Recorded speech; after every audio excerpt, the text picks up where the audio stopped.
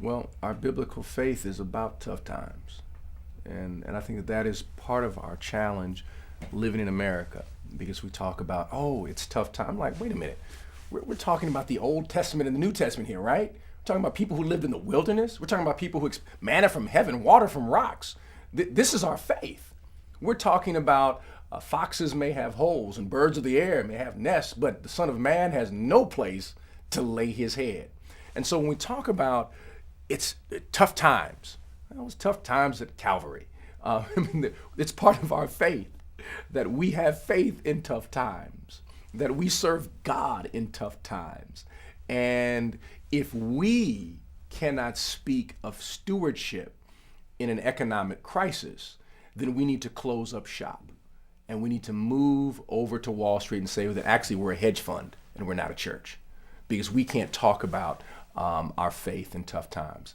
That's how our faith was birthed in the toughest economic times of the church. The book of Acts is not necessarily an economic boom for the Christian church. It was difficult. And so we have to begin to say that during these tough economic times, do we have more faith in God or do we have more faith in finance? And that becomes a central question. Do we have more faith in God or do we have more faith in a market economy? This becomes a central question.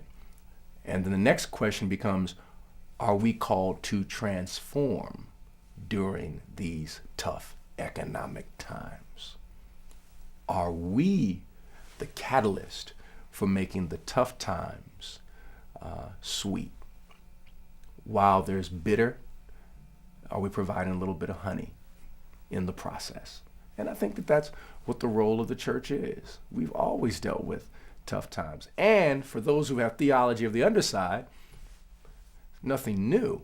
I mean, while people were shouting about Ronald Reagan being the greatest president, there was 70% unemployment in New York among African American youth during the 1980s. So this is nothing new for communities that have dealt with theology from the underside. This is just everybody is experiencing what many people in the rural South have experienced for years after most of the industry moved up north, or what people in Flint, Michigan are dealing with, where the entire industry left town.